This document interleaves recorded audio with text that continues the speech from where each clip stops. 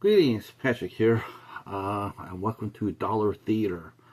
Dollar Theater is an ongoing series that we do here every Monday. Actually, we do it every Monday and every Friday, and that is where we watch and review movies that we receive for $1.25 or less. This series was started by our good friend Hobbs Horror, and so we are continuing it. So today we're going to be talking about a movie I found not that long ago, one I've never seen before, and that is The Black Cauldron from 1985. This was put out by Walt Disney back in '85 and is based on a coming-of-age series called The Chronicles of Prydain, which was written by Lloyd Alexander, and there's 5 books in the series. And The Black Cauldron takes the first 2, and this is where this movie is drawn from. Yeah, what's really interesting about this, and we'll get into it. First of all, I just want to mention a couple of things because this is really interesting. So I got this, and it says 25th anniversary. So, and it says there's more new special features on the back of this. And so, I'm thinking, wow, how come I haven't heard about this movie and before now? And, I don't really hear people talk about it too much. It's Disney. And then I found out about the background of the movie, and I was like, oh, so this is why. I understand. But it's this animated film, 1985 animated film. It stars the voice cast of Grant Bardsley, Susan Sheridan, Freddie Jones, Nigel Hawthorne, Arthur Mallet, John Byner. John Byner, that's a name. That's a name from the past. Phil Fondadero and John Hurt. John Hurt. That's right, Hellboy's dad. The only names I've heard on here as voice cast goes, other than John Hurt and John Byner, is Nigel Hawthorne, but everybody else is new to me. So basically, the story is this: there is a black cauldron. Think of it sort of like the sword of Excalibur. It's in a rock. And the black cauldron is the same thing, but it's for evil. And everything evil goes inside of it, and everybody's looking for it because whoever possesses the Black Cauldron will possess an undead army that's unstoppable and will be able to conquer the world. Now, the Horn King is actually looking for the Black Cauldron himself. He's got soldiers out. He's got birds. And I got to be honest with you. And this series came out in the 1960s, and it won some awards. But boy, oh boy, there is a lot. There's a lot of Lord of the Rings in here, a lot. Even in the animated film, you get a feel of that, and it's sort of hard to overcome. But that's what they're doing. They're looking for the Black Cauldron and to destroy it or hide it or whatever they're going to do with it.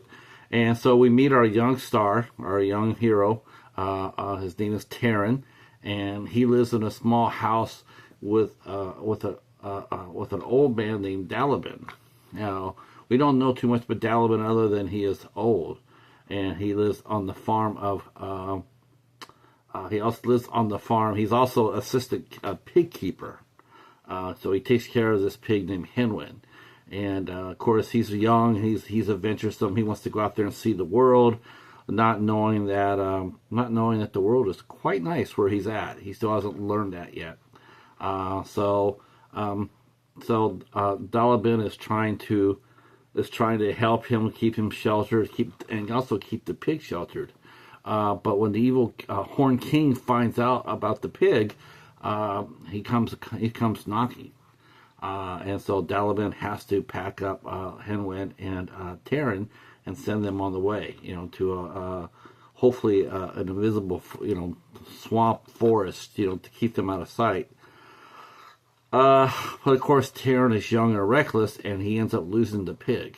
The pig runs away, and though he's looking for it, he tries to get it back, but he fails because the Horn King's minions, flying minions, capture it. by this time, Taryn is meeting another being called Googie, and Googie is he's a bit of a pest, but we don't know much about him. He looks sort of like a dwarf. Actually, sort of looks like a dwarf in a dog's body. Actually, sort of weird. So Taryn chases after the Henwin. They get captured, and during that, we see the Horn King, and he wants to know where the Black Cauldron is. Taryn manages to accidentally stop it, and of course, there's a lot of shenanigans in the castle as Taryn and Henwin make their way out with the help of a princess. Princess who is also supposed to be captured. I think more like held for ransom because she has a free run of the castle. So I'm not even sure how you pronounce her name. That's one thing about her. These names are Eloise. Okay, I'm gonna go with that. Eloise is probably a couple years older than Taryn, but she's sort of flighty. But they all come together, and they meet one last member of their party, and that's a bard. Who the bard turns out to be a king. He actually is a king, and what he does, he goes out and he visits his kingdom, and just to see how the people are doing. And because he feels as being a king of a small kingdom, he's not really needed that much. So he goes out there and he wanders around and sings. So of course, they all are after the cauldron, and they go through different adventures, and finally they find it. And in order to stop it, someone has to go inside of it, and to stop it. If they do, that person will die. So that's the only way to stop it. It's a high price to stop that cauldron from doing any more harm. So it looks like Taryn's going to be the one doing it, but he isn't. But we'll leave that to you to find out. This is a really, knowing that this, I had a feeling that this was part of a series because there were so many missing pieces in this film. It's like, wow, I just don't understand it. It's like, it seems to be like we're missing several key parts in this movie. And I didn't find out until afterwards, so I started reading about it, that it's the combination of the first two books. And that's the reason why there's so many gaps and it's obvious, even to a non-person who's never read the series. You can definitely tell, there's certain things we're missing here, especially origins.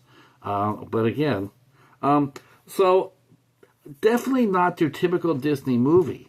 Wow, I got to tell you that. This was really done beautifully. The movie looks beautiful. The story is all over the place, but the look of the movie and the tone of the movie is very, very cool. I like that. I liked it a lot. And the characters were all pretty well cast. I like the casting of the characters. I do think that I wish John Hurt would have had much more of a presence. This is a short film, so it's 80 minutes long. So there's not that much time to establish, a lot of characters. There are a lot of characters in this story, and not everybody was able to get their fair share of time because there just wasn't enough time to do so. And the series came out, the Chronicles of Prydain came out in the 60s, in the mid to late 60s. So yes, well after Chronicles of Narnia, well after Lord of the Rings. So I don't know if Floyd Alexander thought he was going to be reinventing the wheel or not, because he didn't. A lot of these quest stories like this, they all have the same basic plot line. They all do. Even the Lord of the Rings was not susceptible to, everybody's there. It's just a part of sword and fantasy, sword and sorcery. They're always on a quest. big, maybe not so much maybe not so much Chronicles of Narnia, maybe not so much there, but definitely Lord of the Rings, obviously. And of course, I do believe, like I said, I do believe that Alexander drew upon that. Didn't plagiarize it. Not saying that at all. He has his own unique characters, but definitely, like I said, there's a lot of Lord of the Rings here. You could feel it. The movie itself, Disney bought the rights to it. In the early 70s, and they decided that they wanted to make the movie, so they started filming it back in the 80s. But the movie itself came out and was not very well received. Either, and first it was declared too scary in test screenings, and so that took that off, and they had to rework some of the plot lines. So it took a long time for the movie to come out, and finally it came out in 1985. So it was a long journey, and at the time it was the most expensive animated movie ever made, and the movie bombed at the box office. It was not a big hit at all. It was made for $44 million. It recouped $21.3 million, according to IMDb at this time. And it almost broke Walt Disney's animated studios. They almost lost the studio because they lost so much money. They barely held on. And of course, anything doing with a sequel, well, that wasn't going to work. So no sequel, and not well received. People, it wasn't so much the animation of the movie that people didn't like. A lot of the critics loved the animation. I did too. I thought it looked spectacular, but it was the story itself that was really, really sank this movie. Probably because they weren't able to get as much as they should have. It might have been better for them to just do the first story. I have never read the series, so I'm not sure how many pages it ran. I mean, if it was for kids, for teens, what's to say it would have ran only a couple hundred pages, and I don't know if we can get, I don't know. Narnia did it for not very big books. The Narnia books were not that big, yet they were able to. But they did each adventure by itself, and I think that's really what the makers of the Black Cauldron, Disney, should have done. They should have just did one chapter at a time. Yes, there's only 5 books, so it's not that long in that respect. I think it would have been better received because they would have had a much better story. As far as and Disney, not only did Disney take a beating on this movie, losing millions, but because of that, they didn't release the film until 1997. 1997. They kept that in their famous vault, or infamous Disney vaults, for 12 years before they released it for home market. And during that time, the Black Cauldron had become a cult classic. A lot of people love this. They love this movie now more today than it did when it came out. And of course, Disney, running late, they decided that they were going to release it, and they put out this copy, making it seem like it was a big thing for them, 25th anniversary, and then some extra features, some new extra features on the back. Whereas in fact, they were sort of like, this is sort of like the ugly stepchild of Disney, and so they sort of tucked it away. That's a shame because, like I said, I mean, there's a lot of positive here, a lot of negative, but a lot of positive. But yeah, that's the Black Cauldron for Dollar Theater. Now I'm looking at this, it would be very interesting to see if they ever try to do anything else with this. I mean, like a live action movie. I mean, this would actually probably do pretty decent, and it would be original. I mean, we wouldn't be seeing like the Lord of the Rings just being remade already. This would be fresh. I would watch this. I would watch this far more than I would watch The Wheels of Time, right? Or any prequel of the House of the Game of Thrones. I will watch an original version of the Black Cauldron more before I watch those two. All right, that is it for my review of the Black Cauldron. So what did you guys think of it? Did you see it? Did you like it? Is it one of your favorites? Come back with me. Drop a comment down below. Let me know what you think. I know Katie will probably come out with a comment or two because she is my biggest Disney fan. And that will be it. Thanks for watching, and we will be back next week for another adventure in Dollar Theater.